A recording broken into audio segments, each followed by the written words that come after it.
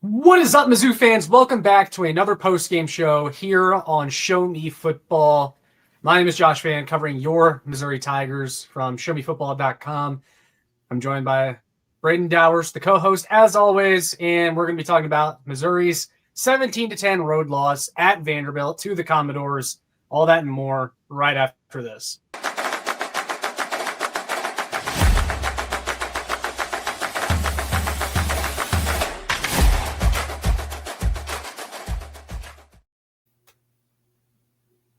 Ladies and gentlemen, Missouri Tigers fans, welcome back in to another video podcast here on the Show Me Football YouTube channel.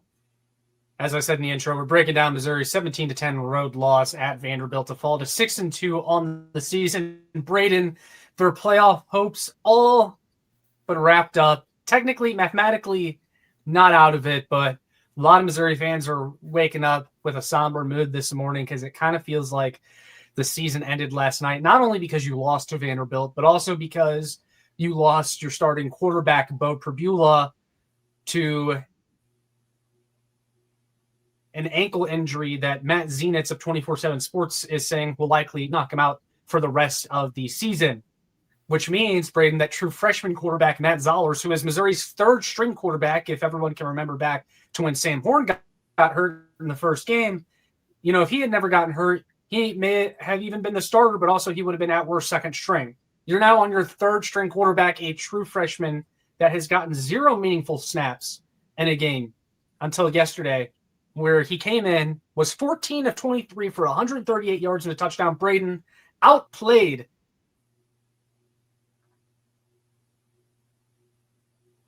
Heisman, despite only playing one half of football, being thrown into the fire as a true freshman. And while today is going to be a lot of talking about what this season could have been, I'm here to say that this is a new season with reset expectations, Braden. It's a new season because now it has the feel of, well, you're down to your third string, your true freshman quarterback. We'll see what happens, but you're kind of playing with house money a little bit. This still has potential to be a fun team that can win some games that it's not supposed to. That's kind of my feeling coming out of this loss and everything that happened. Although I know there's a lot to break down, but big picture, that's my take, just kind of looking at things on the surface. But what were your thoughts on the game yesterday? I think you summed it up pretty perfectly, but the game itself, brutal. Just brutal. The injury to Bo sucked. It's terrible. The way that he got injured was pretty dirty by Vandy. Clark Lee might be as whiny of a coach as Shane Beamer with how much he was whining at the refs yesterday. But, I mean, refs have been terrible all season. It feels like every single game there's something, like on both sides of the football, the refs were bad yesterday. Like the pass interference call on Stephen Hall. Mizzou dominated this game. And every facet, honestly. I'm pretty sure that we outgained them. We beat them on time of possession. The 83-yard touchdown run, there was two very blatant holding calls that they missed. But even then, we probably should have tackled them. But that play probably doesn't even happen if Robert Myers is able to hit a kick. We're probably talking about a very different game if Kirby Moore actually calls running plays with Ahmad Hardy from the 2-yard line when you have two opportunities with him. Bo doesn't get hurt if you call a decent play on 3rd and goal after you call a timeout. So Kirby Moore has completely lost. Kirby Morons, has completely lost me because there's no one individual player that I can look to and say, you played bad today. The tripping calls on the offensive line, it feels like we almost have a game a year where a penalty that never gets called multiple times against us. Kind of like the concerning signals game against LSU a few years ago, whenever we had like 5 of those called against us in one game and everybody like, what the hell is this penalty? And then it never gets called again. But the defense was phenomenal. Like if you go back to our preview, everything that we said was true for the most part. The defense absolutely shut down Pavia, completely shut down anything that Vandy had outside of an 83-yard touchdown run that was aided by 2 what should have been holding penalties. And then they had a short field and scored a touchdown after absolutely no words for the turnover that happened there. But you kind of felt like that was coming in this game. I just felt like I knew something was going to go wrong on that possession. But what's really funny is it felt like the play calling actually got significantly better once Zollers got in the game because it did the playbook. It forced Kirby Moron to actually use Hardy, and it forced them to use the core of the offense and what they're good at. And Zollers made some absolutely amazing throws. And like you said, we're going to be playing with house money for the rest of the year. Whatever happens at this point. We've already secured a bowl game. I mean, if we lose out, obviously it won't be a good one, but we've secured a bowl game. And now we get to watch our true freshman quarterback who could possibly be the future of this program for the next 4 weeks and see what he has. Because what we saw from him in the Vandy game, I was really impressed by. There were a lot of reads and lots of smart decisions that he made pre-snap, post-snap, and just some playmaking ability from him that we saw that I haven't really seen before from a Missouri Tigers quarterback under Eli Drinkwitz or even under Barry Odom with Drew Lock. A lot of that might be able to be attributed to the fact that there's not any film on Zollers and they didn't really know what they were going up against. And he was just able to perform in the moment. And maybe A&M's going to have a really good game plan for him whenever, now that they have a little bit of film on him. That could very easily happen, and he could look like absolute dog shit in 2 weeks against A&M. Very possible scenario. But also, A&M might just be really good, and you have a true freshman in his second ever start, and that could maybe be the reason. But yeah, there is a lot to look forward to for the rest of this season. Probably not making the playoffs. If you win out, yeah, you're probably in the playoffs still. You're 10-2 with the loss to Vandy and Alabama. That's probably going to get you in, but that's probably not happening given we have to play a really tough A&M team and a really good Oklahoma team. And Mississippi State and Arkansas aren't pushovers either. So I'm excited to see what Matt Zollers has. It sucks for Bo, but it felt like the ceiling with Bo was making the playoffs. You never felt like you were going to go far with Bo with the way that he's performed this year, and we've been very lenient on him this year. Like, we haven't been too critical of him, and I think that's mainly because we were just giving him time as he was adjusting, getting into SEC play. He was getting over a bunch of first steps, being in a bunch of games for the first time, and we are giving him the benefit of the doubt, but that's gone now. And Mizzou's probably going to be in a situation next year where they're going to have to make a decision between Bo Pribula and Matt Zollers.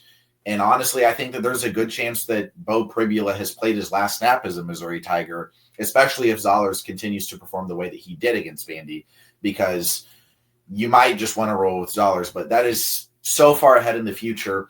But that's kind of where this team and this fan base has to look now, is to the future, because you're only thinking big picture for the rest of the season because you're not winning the national championship. You're probably not making the playoffs. And if you miraculously do make the playoffs, you're probably not winning a game.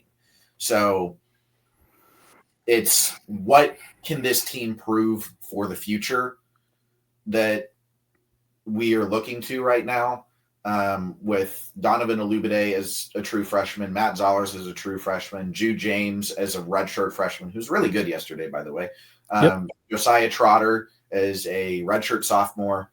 You have so many young guys, and you just want to see those pieces develop and continue to get good and hopefully stay healthy and look to the future next year with a pretty favorable schedule, in my opinion, from what I remember.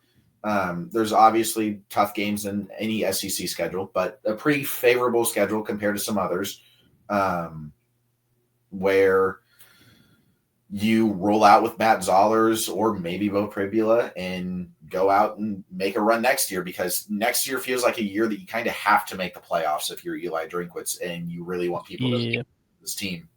And that's where I think a lot of Mizzou fans are going to have to turn their attention to, and that's kind of where I'm at. Sorry that this is by far the longest rant that I've gone on, but that's where I'm at as a fan. The game sucked, but there were still a lot of good things. We dominated them on time of possession, yardage, tied them in the turnover battle. Like, they made plays. The defense itself, if the defense plays like it did yesterday, it's going to keep you in every single game for the rest of the year, because they were phenomenal. And hats off to Corey Batoon. Defense was absolutely phenomenal, and I'm excited to see what Zollers does, and I'll hand it back over to you. Yeah, because I have a lot of thoughts stemming from just about everything you said, but I think you also summed just about everything up pretty perfectly. So yesterday's loss was very frustrating. I don't want that to get lost because this is a breakdown of the game yesterday, even though there's a lot of big picture stuff going on. But the loss is really frustrating because Mizzou actually really should have sewed this game up before Bo Pribula even exited with that injury. Yeah.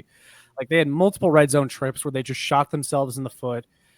The 3rd and 2, deciding to drop back and throw, and then the 4th and 2, Bo Pribula pitch play where he ultimately got hurt. I know people will say they don't hate the play call because the fake pitch works like 90% of the time, but the whole sequence doesn't even happen if you just call a good play on 3rd down, right? And they inexplicably decided to throw when Ahmad Hardy is in your backfield. Like, he should have gotten a touch on one of those 2 plays, and he didn't. And I agree that Kirby Moore, he's been horrendous for 3 straight weeks. Some people have sat up there and defended him, saying it's not the play calling. The play calling has been bad, and it's been bad for 3 weeks. Just way too many situations where it's like you had the best backfield probably in America, maybe second to like Notre Dame, and you're just not using them. You're not using the offense to their strengths. And like you said, once Matt Zollers came in, it kind of forced Kirby Moore to go back to what this offense was good at. And it's like, oh, wow, that works. Who would have thought? And I want to go to the Bo injury for a second, just because it really sucks. And it feels like, I mean, not that we're glossing over it, but it feels like a lot of Mizzou fans are just glossing over the fact that he got hurt. Also because they're excited about Zollers, and I get it. But, like, man, I hate that for him because I do feel like he was getting better each and every week. He was a young quarterback that was learning, and it felt like he gave us a pretty high ceiling because of the highs that we saw with him in the short amount of time that he played. And him getting hurt kind of signals the end of your playoff hopes, in my opinion. If they were even still alive before he got hurt, I don't know. It's debatable, I guess. I just hate everything about yesterday's game because it was so winnable. And like you said, we dominated them in just about every facet. Held them to 3 of 10 on 3rd down. We ran 78 total plays to their 45. Held the ball for 36 minutes. 376 yards of total offense. Like, we should have won. We should have won. But unfortunately, Braden, this is a theme that's been too common with this team this year, where we dominate the other team. But explosive plays and mistakes, execution errors, change the result on the scoreboard. And I had a tweet on the Show Me Football account yesterday where I said, really disappointed in Drinkwitz, and everyone was coming at me saying, Drinkwitz, this is on Kirby Moore. And I guess if you were to make a blame pie and cut it into slices, the biggest slice would go to Kirby Moore. And I'd agree with that. But also, it's like, man, this team, they're undisciplined, and no one really wants to talk about it. This is an undisciplined team. The tripping calls, yeah, those were kind of ticky-tack, but, like, the first one on Gadias was pretty clearly tripping, and he didn't even need to do it, which is what's so frustrating about that. That basically wiped a touchdown off the board. Yeah. The miscue at midfield that was a fumble that was recovered by Vanderbilt allowed them to take the lead. Like, man, you had a chance to win this game before that happened. Like, you were driving with Matt Zollers, and that stuff just can't happen. And I get that Matt Zollers is a young quarterback, and I mentioned it to you yesterday after the game. How many times do we think Matt Zollers has actually handed it off to Ahmad Hardy since, like, fall of camp? Probably, like, not at all, because he's not running with the ones in practice. He's probably, like, that's just something that's Jamal Roberts, but at the mesh point wherever they got the fumble, but still, like, yeah. But, like, that's something that's just going to come with experience. He's not comfortable playing with these guys because he doesn't really play with them. He's probably usually running scout team in practice. Really good connection with Jude James, who was a redshirt freshman who came in after Brett Norfleet got hurt, and you saw that connection work because there's a familiarity there. Yeah, for sure, because those guys are constantly playing with each other in practice, most likely. But at the same time, Drinkwitz, you're the head coach. Discipline falls on you, and it just feels like this team is too undisciplined, and they shot themselves, and they shot themselves in the foot too many times, including this game.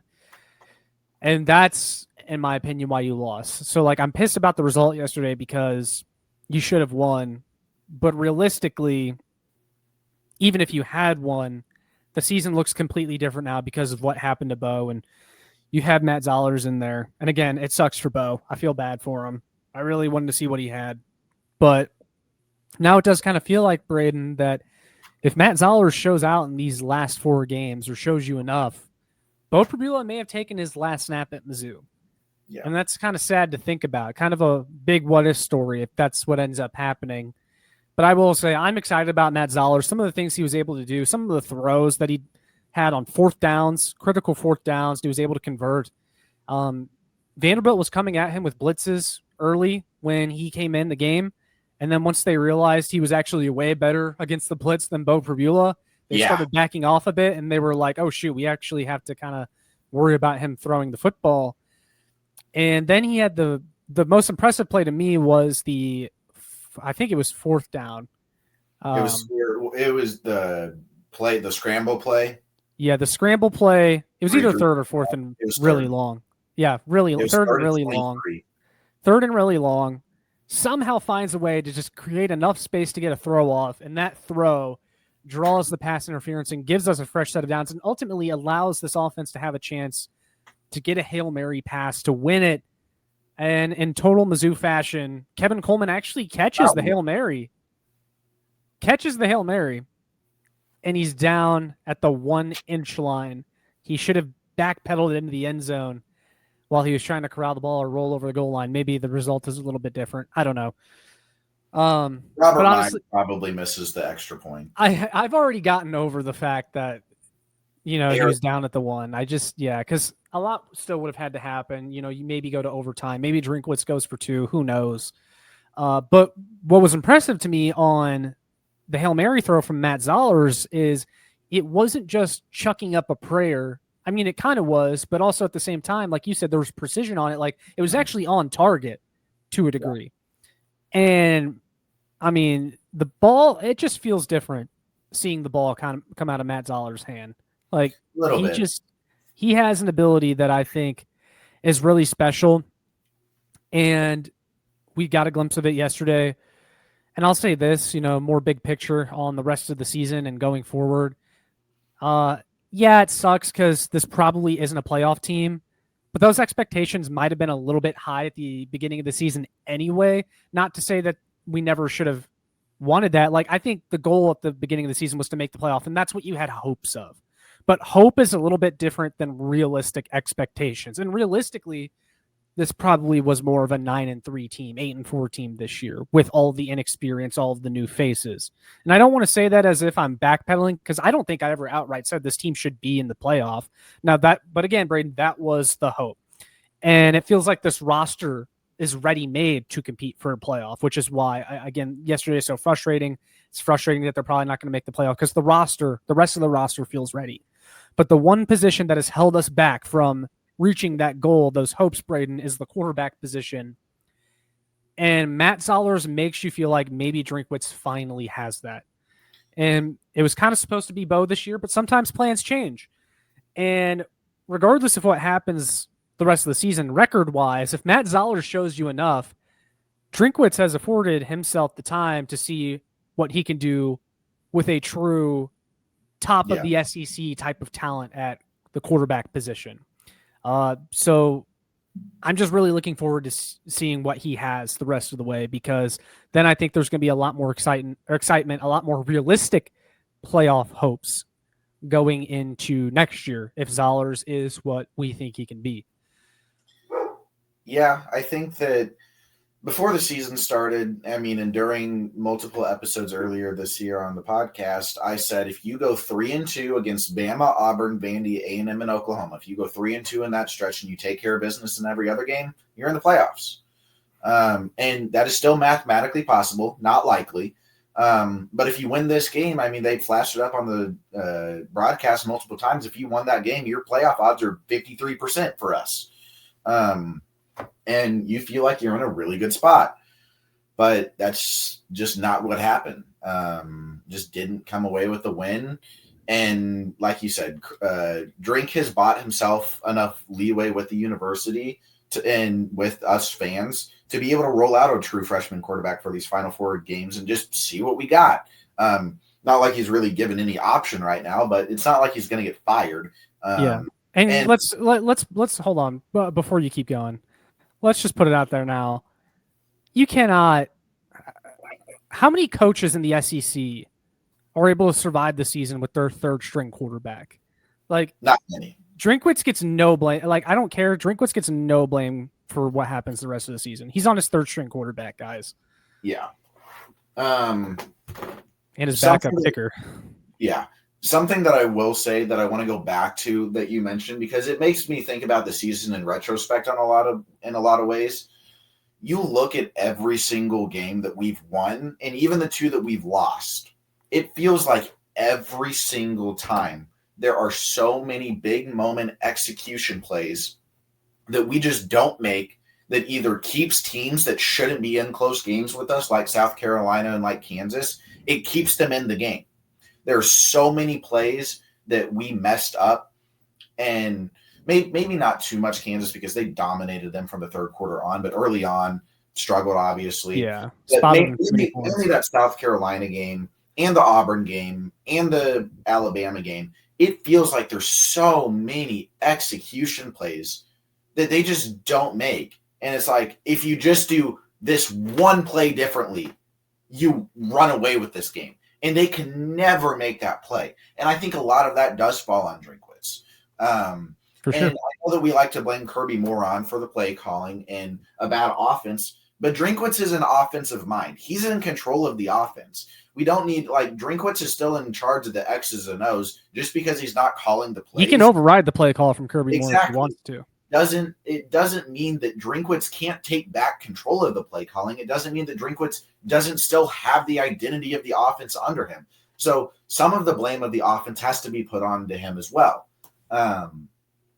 Now, with that being said, I do think that a lot of it still falls on Moron because of the routes that we're running and because of the play calls themselves and the situations that we're putting ourselves in, where we're running the ball on 3rd and 10. And with granted, that one was with Zollers.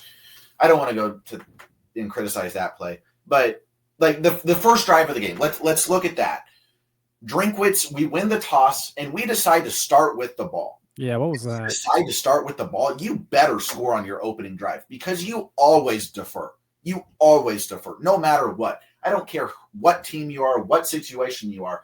You defer the football to start off a game. Like, no question. Everybody does that. And Drinkwitz doesn't do it. And I was like, oh, you must have something in your pocket that you really want to show us. And what we get is a screen pass that Bo's not able to hit that probably wouldn't have gone anywhere even if he did hit it. A run play with Hardy that doesn't go anywhere. And then an out route short of the sticks to Josh Manning. Like, no spacing on the routes, no creative play design. So the first 15 scripted plays were just wasted. And it's like, what are we doing? What are we installing? What is the offensive game plan that we're trying to accomplish whenever we go out there? If we want the ball, that means that we're trying to make an early statement on the first drive of the game, and you just can't do it. Like, you show absolutely no ability to do that whatsoever. And I think that falls on Kirby Moore because he's the one that's making those play calls. He's the one making those decisions. And that's just not what happened. Didn't come away with anything. 3 and out. And you give the ball straight to Vandy. So there's a lot of blame to go around. And I think a lot of it at this point falls on the coaches because there are so many good individual players on this team. I want to use a professional team example since I'm a Seahawks fan. Whenever we had Pete Carroll as our head coach, we had so many good players on defense. We had Tariq Woolen, Devin Witherspoon, Leonard Williams, Jerron Reed's been really good, Boye Mafe, Derek Hall, Ernest Jones came in last year under McDonald.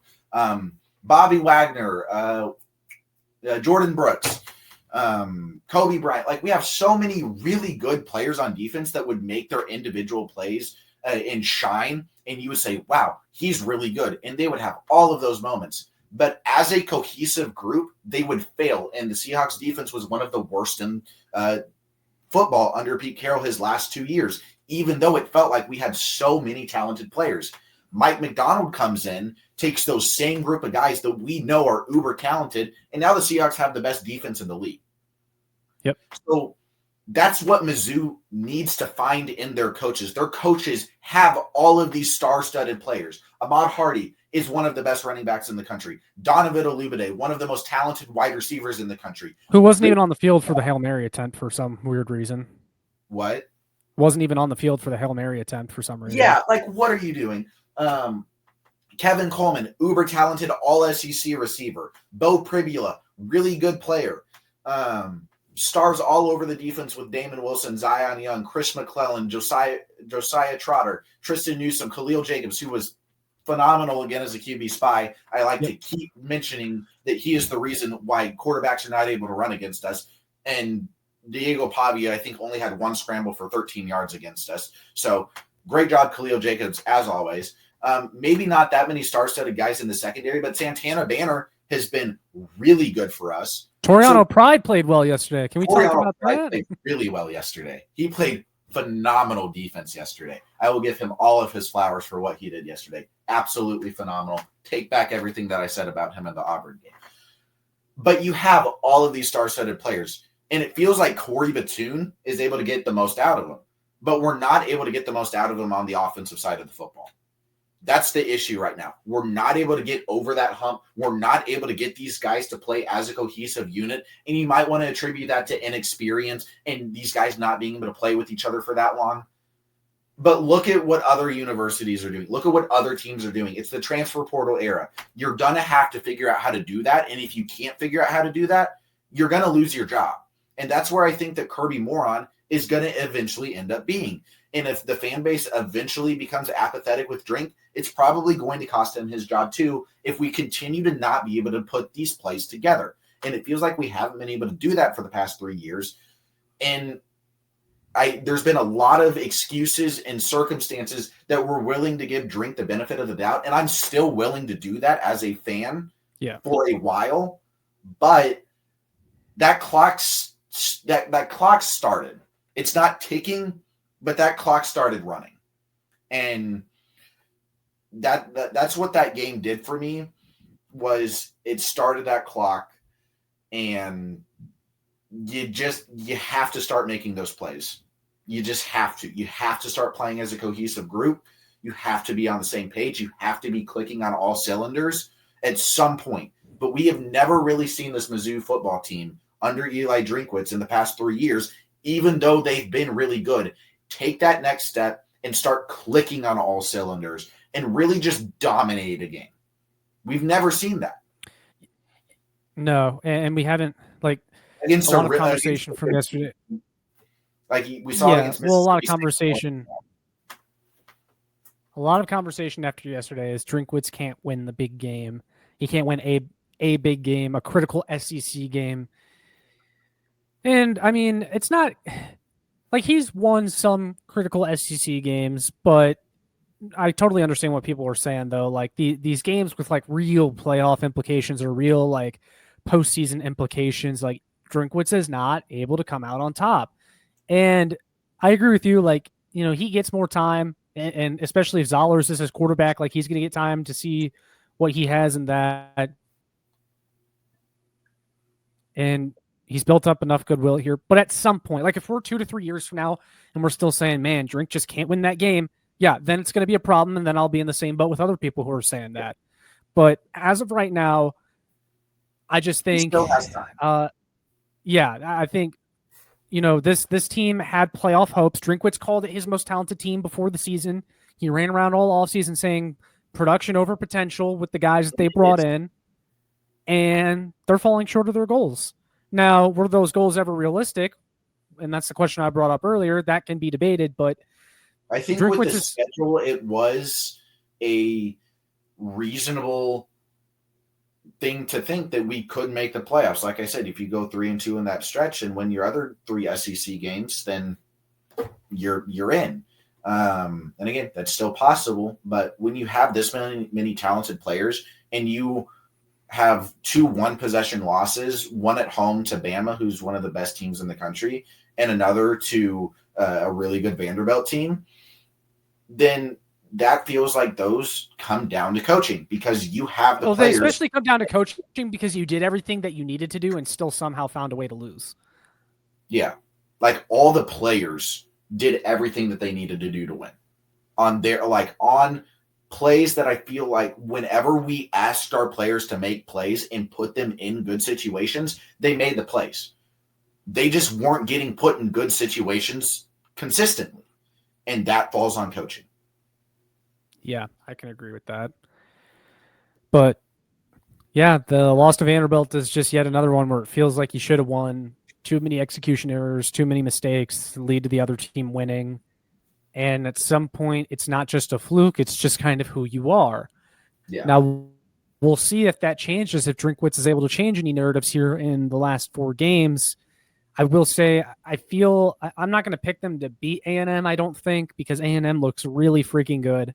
Yeah. But, that with 2 weeks to prepare and A&M still not really knowing what they're going to see with Zollers back there instead of Perbula, that game being at home, and the defense, Braden, because you said this defense can keep them in just about any game. Like, I think that one can be interesting. And I think that game will also tell us a lot about what we can expect. Our secondary woes from earlier in the season start to show up. We're not winning that game because Concepcion and Reed have and Mario Craver too connection. Who else? Mario Craver, the Mississippi State. That entire Texas State wide receiver core with Marcel Reed can make some damn plays. And if our secondary woes show up again, then we're not winning that game. But if they play like they did against Vandy, again, you're going to be able to stay in the game. And if Matt Zollers is playing the entire game and the playbook's still a little bit limited and you are sticking to the core of your offense, I think that plays in your advantage because you can't get too cute with it, which is what Kirby Moran just seems to love to do. Yeah, and I want to say something real quick about Texas A&M, kind of comparing them to Mizzou, because Drinkwitz had this program in a better position to be where Texas A&M is at than Texas A&M before Mike Elko came in, and yet Texas A&M is where it feels like Mizzou should be under Drinkwitz by now. But there are some similarities because last year Texas A&M was good, but they weren't great, even though Drinkwitz got blown out by them, which is, we've been over that. But they kind of had a similar situation where Connor Wegman was their starter. He gets hurt, and then Marcel Reed comes in, and they're like, man, we have something in this guy, Marcel Reed. And they started him the rest of the way, and then they went in the portal, got the guys around Marcel Reed, and now they're a top 3 team in the country. You have an opportunity to do the same have thing. the same thing with Matt Zollers. That's a good point. So it's a really good point. Yeah, that's kind of my take, and that's my hope. That's my hope for the rest of the season. I guess more specifically on the game, because we haven't really talked too much about the game specifically. But I do want That's to. for bad, poor execution, too many wasted red zone trips. The reason why we're not going to the game is because it's all things that we've said before a million times. But I'm going to reiterate one thing because I absolutely love watching him do it. Khalil Jacobs is just so good as a spy. Like our ability to just completely shut down running quarterbacks is my favorite aspect of this defense because our linebackers' ability to just not let them scramble is amazing because we've done it consistently. And Diego Pavia played himself out of a Heisman race. He did the Heisman pose at the end, but he played like shit. Yeah. He didn't play good. We dominated him. We absolutely dominated him. Yeah. And our defensive line, they did not really let him get outside the pocket. Yeah.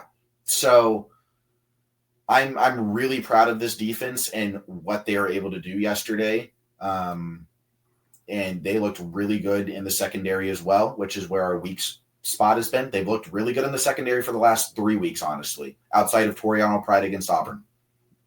Outside of one player having a bad game against Auburn, secondary has been phenomenal ever since the bye. Yeah, so, I can agree with that. Hats off to Corey Batoon for turning that aspect of our defense around because he was able to do it, and the defense did enough to win the game yesterday. So I really hope a lot of guys in the secondary or on the defense are able to come back next year. But you're also going to have to replace a lot of guys on the defensive line because Zion Young and Damon Wilson are going to get drafted, and they're going to get drafted high. Does Darius Smith have eligibility? Yeah, he should be back. Yeah. Okay. You're going to have Darius Smith back. You might have Chris McClellan back. Sterling Webb, I don't know. Marquise Grayshall. I think this is it for Sterling Webb. I think Grayshall can come back, though. Yeah. Grayshall's been showing up a lot. He's come on. He's come on, shown some moments. Josiah Trotter is redshirt sophomore. I don't think that he'll declare for the draft, but there's a possibility of that, but would love to have him back. I don't know about Khalil Jacobs or Tristan Newsom. Khalil Jacobs is done. Tristan Newsom's done. Yeah, Newsom's done. Nicholas Rodriguez, I would assume he'll be back. Yeah. Like you have enough pieces, and Corey Batoon and Drinkwitz have done a really good job going out in the portal and getting guys. So I believe in their ability to rebuild the defense next year around the core guys that you have going into it. But yeah, I just really want to give our flowers to them because they were phenomenal again. Yeah, they did their job. They gave the offense a chance. That's what they've done pretty much all year. So we'll see if it matters at all here in the home stretch of the season. But guys, I think that's just about everything for this episode. Definitely let us know your thoughts down in the comments below, what your expectations are now for the rest of the season, if you think this team can still make a playoff run or if that's all a pipe dream. Definitely let us know. Make sure you like, share, and subscribe so more Mizzou fans can find this. Check out my work on showmefootball.com. Follow the Twitter at showmefb. Before we sign off, Braden, anything from you, any latest movie recommendations? I know you just did one. Actually, I think, I'll make my own recommendation. We actually recommended this a while back, but Weapons is now available on HBO Max. So if you haven't seen it, go check that out if you want a good horror movie. Did you see it? Oh, yeah, you saw it in theaters. Yeah. Yep. Yeah, so with Halloween coming up. I'll say one really good thing about yesterday. Or two really good things about yesterday. Actually, three. Kansas, the streak continued. That was phenomenal to watch. I loved every second of that. Arkansas lost to Auburn in the most backbreaking, brutal way. So that was really funny. They shot themselves in the foot multiple times. And I went 9-0 on bets yesterday. 9-0. I went 9-0 on all of the college football bets that I had yesterday. Not looking good for the few that I had in the NFL in the early window today, but it wasn't as much because I bet more on college. So just pretty proud of that. So I was kind of surprised one of your good things wasn't Brian Kelly and Blake Baker getting obliterated. Yeah. 4 things. Brian Kelly's going to get fired, and Snake Baker's probably going to get fired too. And that'll be really funny to watch because that's why I like our ability to shut down running quarterbacks, because Blake Baker couldn't do it, and he still can't do it at LSU. Has absolutely no ability to shut down mobile quarterbacks. It's kind of funny how we've been following LSU's opponents, and we have an example of what exactly not to do. Yeah.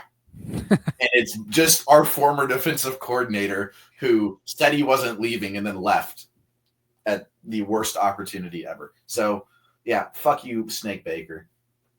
Eat shit. Well, there you guys have it. So, yeah, we'll go ahead and wrap it up there. Yeah, somber, but it's a new season, new expectations. We'll see. We'll see what happens, man. But that's all we got for this one. We'll see you all in the next one. As always, Braden, MIZ. ZOU.